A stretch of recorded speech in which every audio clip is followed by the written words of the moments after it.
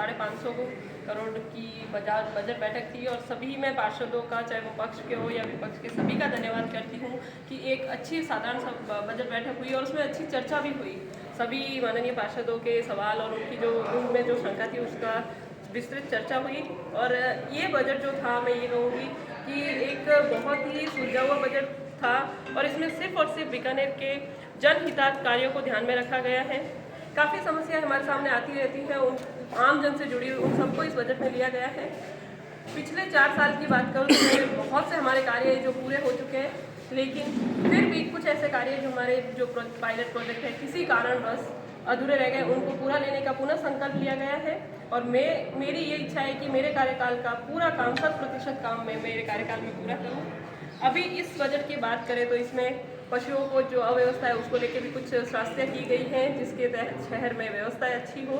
साथ ही प्रभु श्री राम का मंदिर का भव्य निर्माण हुआ है, तो हम भी चाहते हैं कि बीकानेर में भी उनकी स्मृति में एक ऐसा द्वार बने जो नगरीय सीमा पे बनेगा, ताकि हम प्रभु श्री राम को बीकानेर में भी उतना ही हम सब अपनी आस्था से जुड़ें।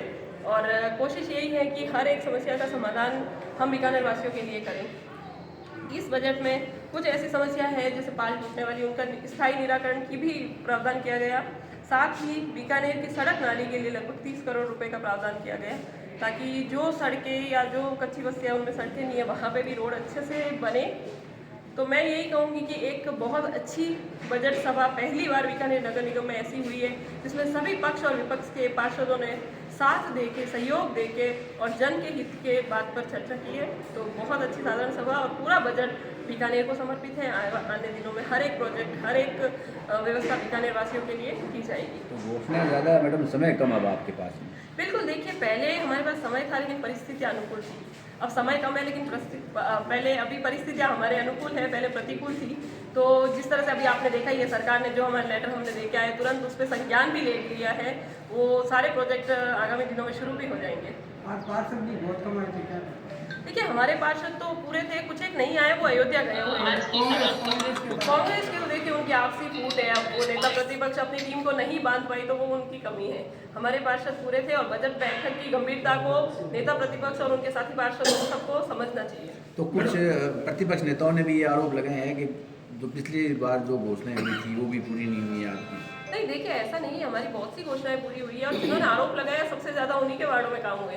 तो आरोप को प्रत्यक्ष के साथ अगर लगाए तो मैं मानती हूँ ज्यादा बेहतर है। अगर आप चाहेंगे तो मैं आपको वो कॉपी भी उपलब्ध करवा दूंगी। हमारे दम पे काम कर रहे हैं, आप काम कहाँ कर रहे हैं? सरकार उनकी थी, हमारे दम पे काम हुआ है। दम बजट मैं पास करती हूँ, पार्षदों के वहाँ काम हमारे निगम से होते हैं, तो वो हर एक उपलब्धि हमारे नगर निगम की हुई। सिटी में बसें चल रही थी, वो पिछले बजट में आपने कहा था, अभी तक नहीं पिंक बस, हाँ पिंक बस, सिटी बस का अभी जब हमारी मीटिंग हुई थी तब हमें माननीय कलेक्टर महोदय ने भी कहा था कि हमारा एक, मैं उसकी अध्यक्ष हूँ तो मेरे को ही मीटिंग बुलानी, तो हमने आगामी दिनों में मीटिंग का भी तय किया है। चूँकि बीकानेर में सिटी बस पिछली बार शुरू हुई थी, सक्सेस नहीं हुई, तो इस बार ये कोशिश है कि सिर्फ कॉलेज और जो एरिया है जहाँ पे हमें ज़्यादा जाने की जरूरत होती है उन एरिया में पहले शुरू किया जाए first phase. Madam, Bajrang Bihar colony में जिस तरह नाले की बार बार टूटने की शिकायत, वैसा के वैसा खुद कॉलोनी में नाले की पाल बार बार टूटती है, लोगों को काफी दिक्कत, उस पर कोई चर्चा नहीं की गई।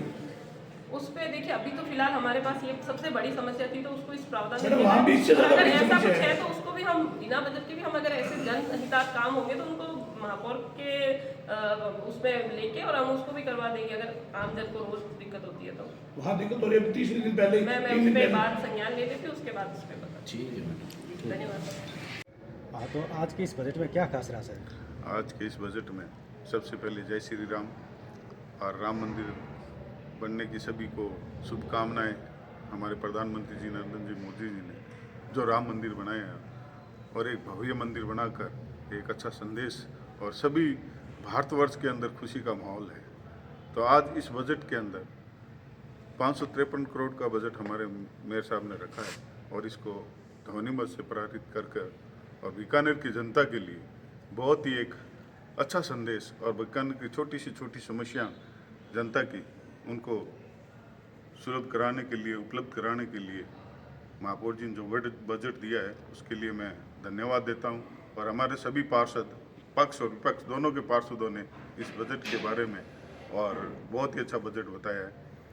मैं ये कहना चाहता हूं बीकानेर की जनता को कि जैसे सफाई का कार्य है, घर घर कचरे संग्रह वाले कार्य हैं, इनको प्राथमिकता देते हुए कुछ हमारा भी दायित्व बना कि हमने इनको अवगत करवाया, महापौर साहब को और आयुक्त साहब को, सभी को अवगत कराकर कि बीकानेर की जनता की मूलभूत सुविधा उनको उपलब्ध करवाई जाए।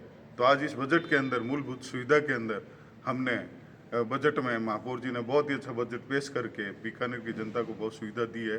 और मैं यही धन्यवाद देना चाहता हूं सभी पार्षदों को, विपक्ष के पार्षदों को, कि आज जिस तरीके से शांतिपूर्ण तरीके से और अपनी बात रखी, महापौर साहब ने सुनी और सुनकर ये बजट देखकर बीकानेर की जनता के बीच में ये जो कार्य जाएगा तो एक अच्छा मैसेज जाएगा। और मैं इस विषय के साथ धन्यवाद देता हूँ, बार बार धन्यवाद देता हूँ सभी पार्षदों का कि वास्तव में आज जिस माहौल के अंदर और हमारी सरकार आने के बाद में जो शांतिपूर्ण तरीके से ये बजट की मीटिंग हुई, उसके लिए उनको फिर से धन्यवाद है। और आम छोटे से छोटे कार्यों के लिए ये बजट पेश किया है, उसके लिए बहुत धन्यवाद है। क्या क्या क्या ये बजट जो है, जो आने वाले 1 साल आपके पास में बहुत कम समय रहे हैं, क्या उसके लिए आपके पास में समय पर्याप्त है? ये पहली परिस्थितियाँ हमारी सरकार नहीं थी, अब तो डबल इंजन की सरकार है, तो इस सरकार के अंदर आप देखना कितने कार्य होते हैं और कम समय क्या है, हमारी सरकार है तो कार्य बहुत कुछ होंगे।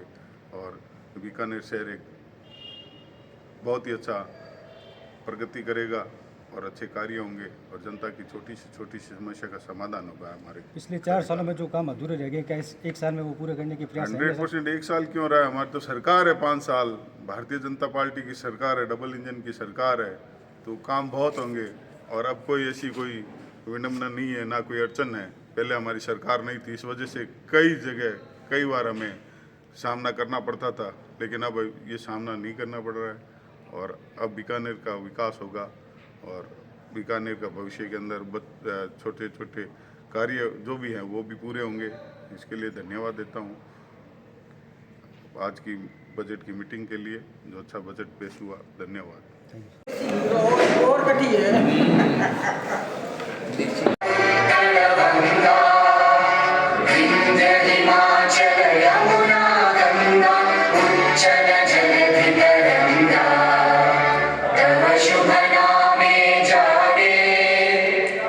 शुभ आशीष